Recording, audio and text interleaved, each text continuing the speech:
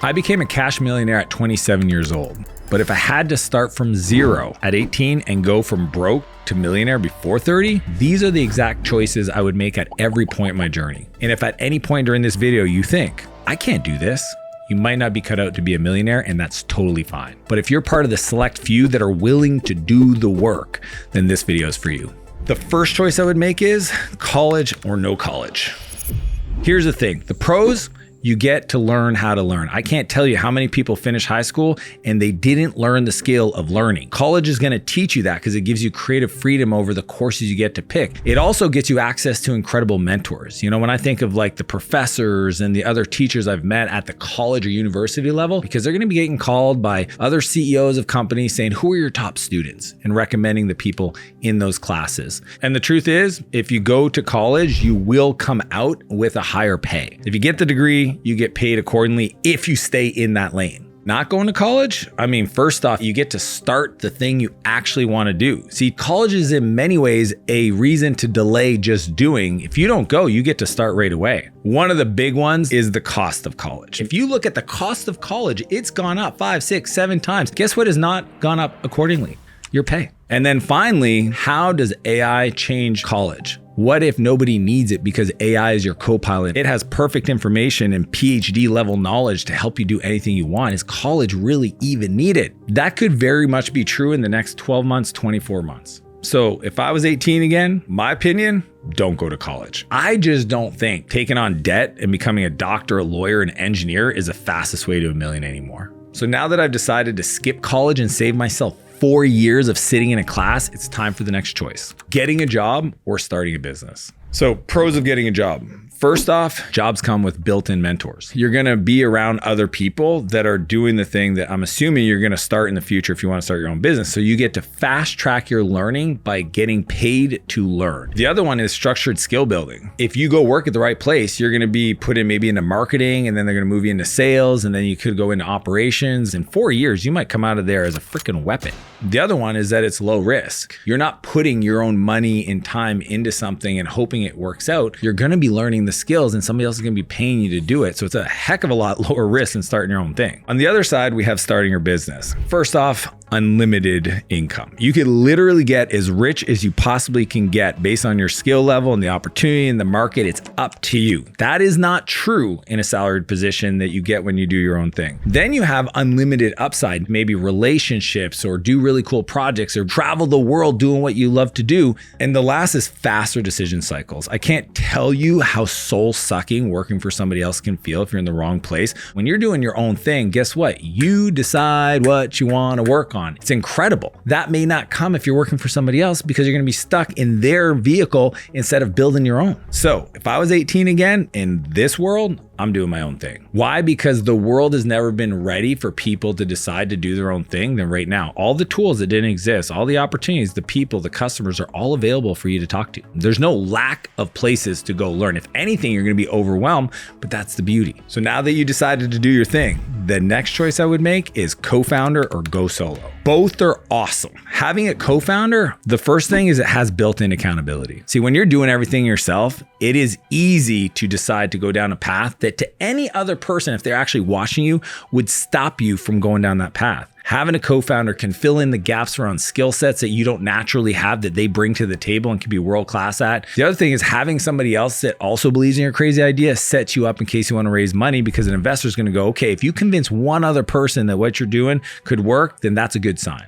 But then you could also go solo. There's a lot of reasons why you'd want to do this. First off, it's a lot faster. You don't have to build consensus when making decisions. The other thing is you get to keep the whole business. If I bring on a co-founder, I might have to give up 50% of my business, even more if they've got more skills and more capital that they're bringing to the table, and that might create more risk in my business. And the other one, the truth is it costs less. You might have to pay yourself a little bit to get started. And if you bring another person that also needs to take a salary and you've saved up some money, all of a sudden those savings start to dwindle really quick. If I was starting over today, the decision I would make is neither. Because the truth is I think you should look at a third option, which is finding somebody who could be a partner. It doesn't mean a co-founder. Language aside, a partner means that they're involved in the business. They might have a little bit of equity, but you're still driving things forward. I've been doing this for 28 years, and I'll tell you, everybody is in until it starts to hurt. and then we'll see who actually shows up. So I like to use the word partner. So there's two benefits to this strategy. First off, you don't give up one of the most expensive things, which is equity, meaning the ownership in the business. If somebody buys your business for $10 million and somebody else owns 50% and they're no longer part of the business, trust me, when you write that check for $5 million to that person, it's going to eat you up inside. So to fix that, and this is the second part, you need to use vesting. And what that means is essentially saying like, I'm willing to give you 10% of this business as a partner, but I'm only going to give you pieces of it over time. Most lawyers know how to set this up, and it's absolutely normal. The reason why this works the best is you get the benefit of having a co-founder, aka partner, that helps you to grow, to be accountable to pull you up when you're feeling down, and you're still driving the business and have the most ownership in the company. Now that we established that, this next step could make or break your business. Bootstrap or raise money. Bootstrap, which means you start the business through sweat equity. You're doing the grind, you're borrowing resources, you're trying to sell to customers, you got no money. The other one is you raise money from somebody else, which means they get a piece of your business and some profit in the future. So my first successful company that I ended up building and selling, completely bootstrapped. I own 100% of the company after I bought out my partners. The other two companies, I raised venture capital for both of them, so I have experience in both sides of the equation. So the pros of raising money, first off, fast scale. You literally can get the money, execute, buy the stuff, find the customers, hire the team. It is very fast. You get a built-in investor network. Think about it. Having somebody give you money, well, now they're incentivized to see you win. So if you need an introduction to somebody that you otherwise wouldn't get to know that they know, they'll make that introduction. The doors open faster. And the last one is validation. If you can sell investors to part with their hard-earned dollars to invest in your company, it's a good sign you can sell customers. Think about it. Shark Tank. If an investor is investing in your company, they're going to want to see you win. So like Mark Cuban was actually an investor in one of my companies. So when I was hiring a CTO and I knew that they really like Mark's work, I could ask Mark to send him a quick message to nudge him along the way. That is powerful. So not only did I get his resources, his money, I also got his time and influence to help move the business forward. Now, if you look at bootstrapping, here are some of those pros. First off, you keep the ownership. When you go exit your company for $10 million, you get all $10 million. And the most expensive equity is the early equity you might have to give to an investor. You also have no vision drift, meaning that you have nobody else's agenda or ideas steering the ship. You get to make the decision with your vision in mind and the only one that gets to decide that. You also get to grow it at your own pace. I mean, if you have investors, they've got a window where they want to see a return. And if you're building for them, then you got to push, and you might not want to do that. I mean, at the end of the day, when they say lifestyle business, you can still become a multi-millionaire creating a lifestyle business that's incredible for your lifestyle. So if I was starting over today, the choice I would make is technically neither. I would do a thing called customer financing. Essentially, I would pre-sell to customers and have them invest without giving up equity to pre-buy my product or service so that I could get their capital to start the business. If you want to start a lawn care company, go get 25 customers to prepay you for the season, then go buy the lawnmower, show up and start cutting their lawn. See how that works? This is my version of bootstrapping that works even better because you get customer validation or validation from the market and you get the capital you need to go faster.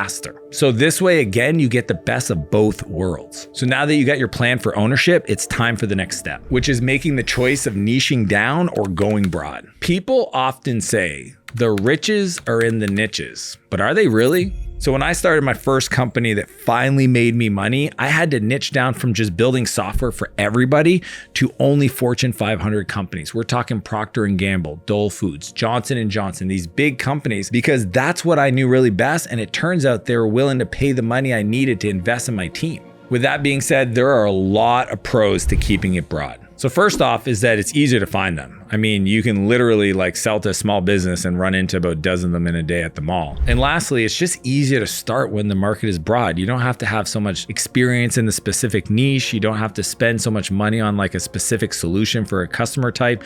You can essentially just get started and find the customers easier. So now that we've addressed the pros of staying broad, now we got to talk about why there's a benefit of going niche. First off, cheaper acquisition. When you're creating ads and you're being super specific, you're essentially spending less money because the ad platform doesn't have to try to find the customer. You can literally tell it that I only want to sell to this type of person, and it's only going to show the ad to those people. It also comes with higher close rates. If you think about when you're having a conversation about fitness, if I specialize in helping menopausal women with specific fitness goals, that's a lot more interesting than just saying I'm a personal trainer and I help everybody. So the women are going to buy quicker because I specialize in their specific pain. The last one is the word of mouth flywheel. Because you're so specialized, people that buy from you and you get them results a lot quicker, they're going to tell everybody. It's like the win that you get them infects the whole market and everybody starts referring to you because you only do that thing and you're not broad for everybody. So with all of that in mind, if I had to make a choice today between going broad or staying super niche, I would niche down as soon as possible. The reason why is that when you start, it is so hard to get traction that if you try to be everything to everybody, you won't be anything to anybody. I'm telling you,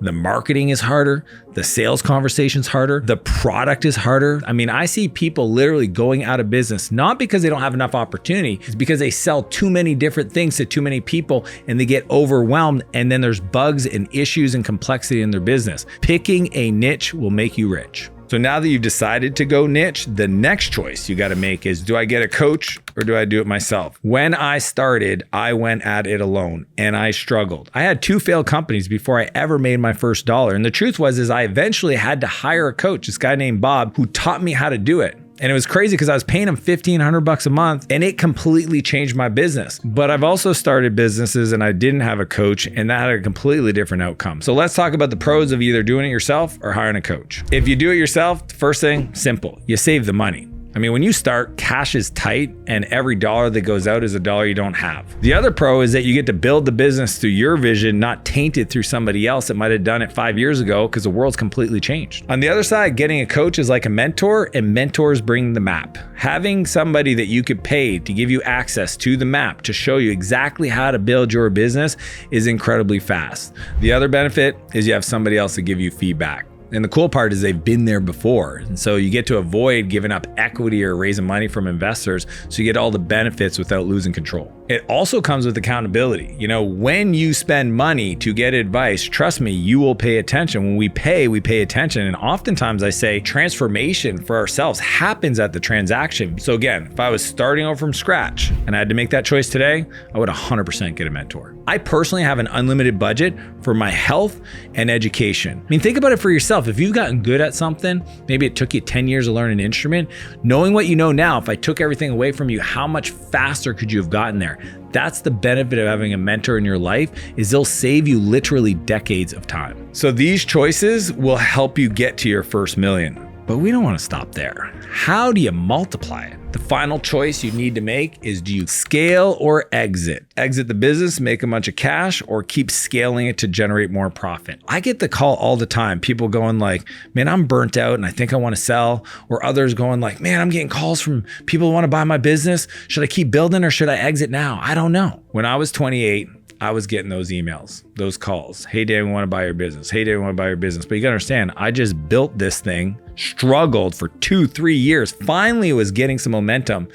And I didn't have anybody to turn to who had gone through this, trying to wrestle with the pros and cons of selling or keep building. So because of that, I had to think, like, what are the pros to each decision? Selling gives you cash in the bank. Essentially, it reduces the risk of being in the market. It gives you liquidity and you can take that money and invest it. And if you do it right, you may never have to work another day for the rest of your life. The other benefit is getting that capital creates an opportunity for you to reinvest and have ammo to do bigger deals. I mean, now you can transition from being an operator and just stressing under the build of the business to investing in other people and creating diversity in your investment so you don't have all of your personal net worth tied up into one company. On the other hand, you have the option of keeping the business, which the truth is, check this out. If you actually ask yourself how much money per month you would need to live this wildly awesome life, it's not that much. For most people, it's like $100,000 a month, which I know sounds wild. But if you think about that potential of building the business to that level, then you have the beautiful home, a couple really cool cars, the ability to travel the world,